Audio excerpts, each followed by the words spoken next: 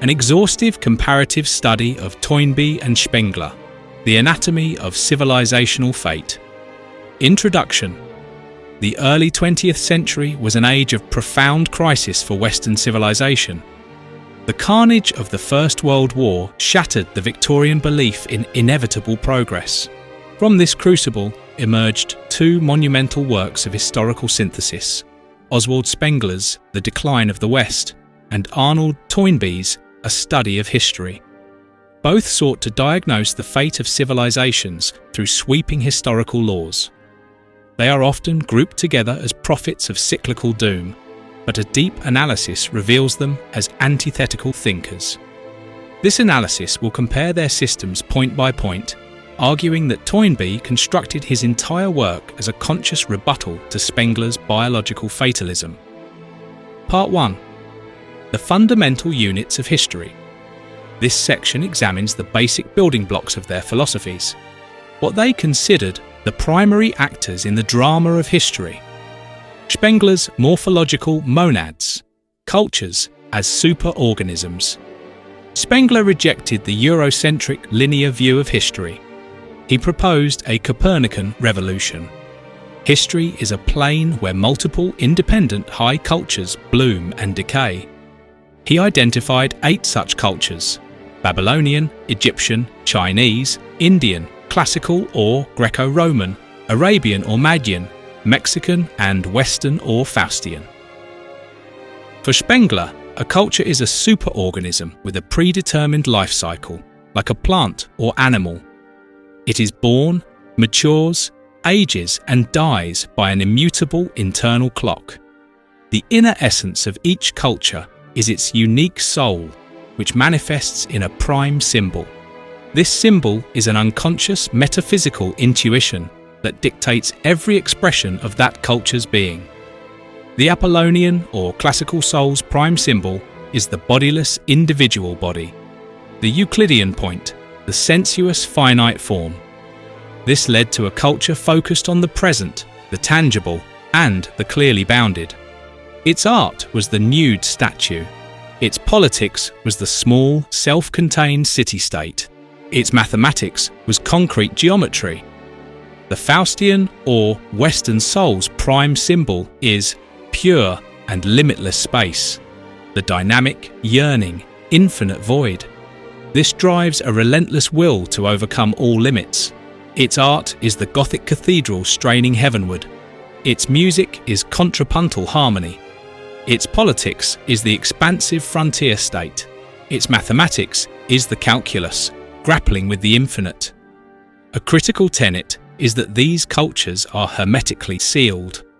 Spengler wrote, "Men of different cultures are separated by an abyss. True understanding across cultures is impossible. History is thus a collection of parallel, non-communicating life cycles." Toynbee societies, interactive systems in a spiritual field. Toynbee explicitly rejected the organismic analogy as a biological straitjacket.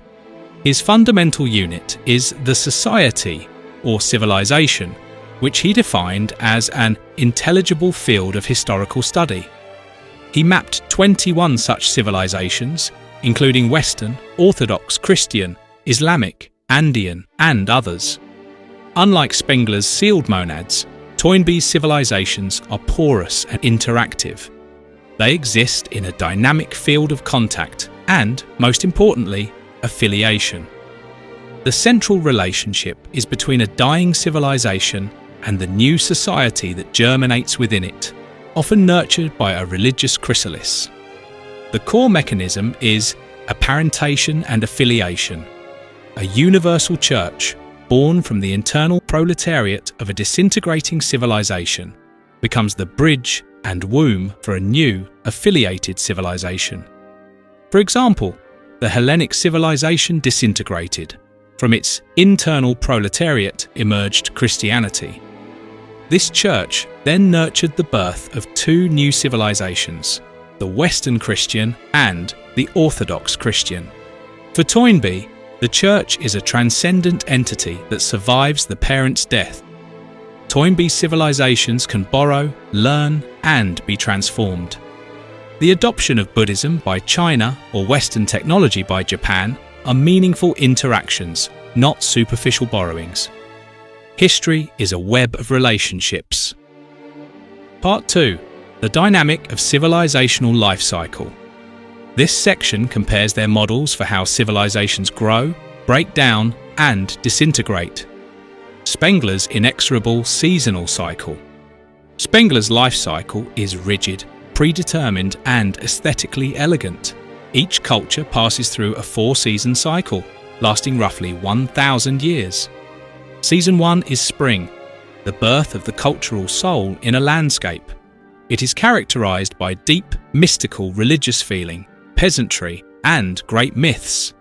For the West, this was the High Middle Ages. Season 2 is summer, the awakening of critical philosophical consciousness, the rise of early cities, a move from faith to reason.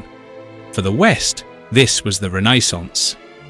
Season 3 is autumn, the culmination of the culture's intellectual forms, the creation of great systematic philosophies. For the West, this was the Enlightenment, the music of Bach to Mozart, the philosophy of Kant. Season 4 is winter, the age of civilization. This is a crucial Spenglerian distinction. Culture is organic, creative, spiritual, and rural. Civilization is inorganic, sterile, intellectual, and megalopolitan. Winter is marked by the megalopolis, like Berlin or New York, which drains life from the countryside. It is marked by the triumph of abstract finance capital. It is marked by Caesarism, the failure of democratic politics replaced by authoritarian rule. It is marked by second religiousness, a sterile return to religious forms devoid of genuine faith. It ends with imperialism and wars of exhaustion. For Spengler, the transition from culture to civilization is as inevitable as aging. The West entered its winter with Napoleon. The 20th century's wars and chaos were the playing out of this final season. There is no choice, no reprieve. Agency is an illusion. Toynbee's drama of creativity and failure, challenge and response. Toynbee dismantles this deterministic model. For him, a civilization's trajectory is the cumulative result of moral and spiritual choices in the face of challenges. Civilizations arise in response to a challenge of special difficulty. The challenge must strike a golden mean, not too mild, which fails to stimulate, and not too severe, which crushes. Examples include the Egyptian civilization arising from the challenge of irrigating the Nile swamps, or the Minoan civilization developing in response to the challenge of the sea. Successful responses are forged by a creative minority. This group leads the uncreative majority not by force, but by mimesis, or social imitation born of genuine admiration. Growth is not territorial expansion, but etherealization, a spiritual refinement from overcoming challenges. The turning point is breakdown. Crucially, breakdown is not inevitable. It occurs when the creative minority fails to respond to a new challenge. This is a spiritual and moral failure. The creative minority commits the idolization of an ephemeral self, institution, or technique. They become arrogant, apply old formulas to new problems, and cease to be creative. They become a mere dominant minority, resorting to force to maintain control. For example, Toynbee argued the Hellenic civilization broke down not from barbarian invasions, but centuries earlier when Athens, after triumphing over Persia, idolized its own city-state institution. It turned an alliance into an empire, tried to force its model on other Greeks, and engaged in the suicidal Peloponnesian War. Creative statesmanship degenerated into cynical realpolitik. Once breakdown occurs, a pattern of disintegration unfolds, but it is not deterministic.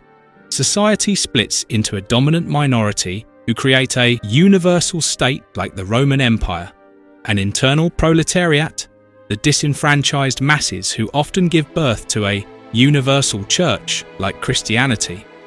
and an external proletariat, the barbarians on the frontiers. This social rupture causes a psychological schism in individuals, leading to various ways of life. Archaism, or a futile attempt to revive the past. Futurism, or violent revolutionary zeal. Detachment or stoic withdrawal. And transfiguration, the religious conversion that looks beyond the dying civilization. Disintegration follows a rhythm of rout and rally, periods of collapse interrupted by temporary, illusory recoveries, like the Indian summer of the Roman Empire.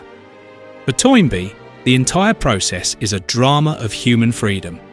The West's current crises are not a predetermined winter, but a potentially surmountable challenge. Part 3. Epistemology and Method. This section examines how they derived their knowledge and built their systems. Spengler as the metaphysical visionary. Spengler's method is intuitive, analogical, and anti-causal.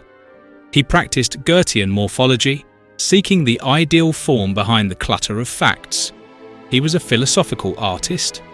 His work is a symphonic arrangement of poetic analogies designed to make the reader see the unifying soul behind disparate phenomena. For example, to explain the classical soul, he weaves a tapestry. The Doric column is analogous to the nude statue, which is analogous to Euclidean geometry, which is analogous to the small city-state, which is analogous to classical tragedy confined to a single present moment. The historian's task is to develop a physiognomic tact, an almost mystical faculty. This makes his work brilliantly suggestive but scientifically unfalsifiable. It is philosophical poetry.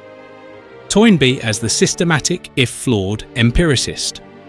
Toynbee presented his work as inductive and empirical. He used the language of the scientific method: observation, hypothesis, testing. He claimed to have begun with no preconceived theory, simply listing civilizations and deriving patterns from the historical record. His methodology treated his 21 civilizations as a laboratory. He isolated recurring phenomena like withdrawal and return of creative individuals or the rhythm of rout and rally, and treated them as potential laws. He amassed encyclopedic evidence from across the globe. This is why professional historians attacked him. They accused him of Procrustean methodology, violently selecting and distorting evidence to fit his pattern. His classifications were seen as arbitrary. His comparisons often seemed forced. While more systematic than Spengler, Toynbee's empiricism was judged a facade for a deeply personal moral vision. Part 4. Teleology and the meaning of history. This final section explores the ultimate purpose and moral of their historical philosophies. Spengler's tragic, atheistic cyclicism. Spengler's universe is purposeless and godless. It is a Nietzschean landscape of eternal recurrence without redemption. Cultures are magnificent, but meaningless eruptions of life force. There is no progress, no goal. Life is the process of effecting the possible, with no possible being superior to another. Given this, the appropriate response is heroic pessimism. One must abandon liberal illusions, recognize the iron necessities of the age, Caesarism, warfare, technocracy, and do one's duty within the predetermined role. Optimism is cowardice, he declared.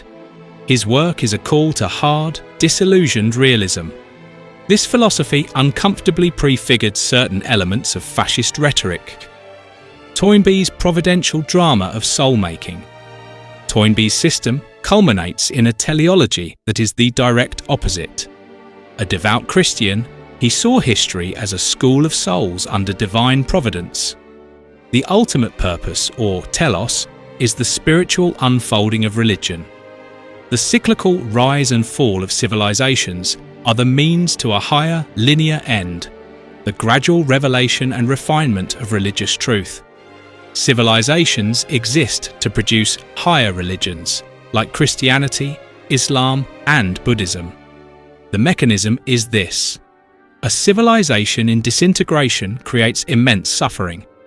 From this suffering, the internal proletariat gives birth to a universal church. This church is a genuine repository of spiritual truth that transcends the civilization that bore it. It becomes the chrysalis for a new civilization, carrying the spiritual gains forward. For example, the suffering of the Hellenic time of troubles produced Christianity. The Roman Empire crucified Christ, but then adopted his church. That church preserved spiritual values and became the womb for Western Christendom. Thus, the death of Rome served the higher purpose of bringing a world religion to fruition. In his later work, Toynbee suggested the next stage might involve a synthesis of the world's higher religions, moving toward a universal spiritual community. The contemporary crisis, therefore, is not a death knell, but a birth pang of a potential new spiritual age. Conclusion: the duel of the titans. In the final analysis, Spengler and Toynbee represent two poles of historical reflection in the face of perceived decline. Spengler is the poet of fate. He offers a closed, aesthetically majestic and terrifyingly pessimistic vision where humanity is caught in the grip of biological destiny. His work is a monumental reminder of mortality for civilizations. Toynbee is the dramatist of freedom. He offers an open, morally charged, and ultimately hopeful vision where civilizations are judged by their spiritual responses, and where their very deaths can serve a higher purpose of revelation. His work is a testament to the possibility of spiritual rebirth. Reading them together is to witness a fundamental philosophical duel. Is history a tale told by an idiot, full of sound and fury, signifying nothing, as Spengler's tragic cycle suggests? Or is it a painful but meaningful education of humanity by a hidden divine tutor, as Toynbee's providential drama proposes? Their competing answers continue to haunt our attempts to understand our place in the vast river of time, proving that the most ambitious failures can be more illuminating than the most cautious successes.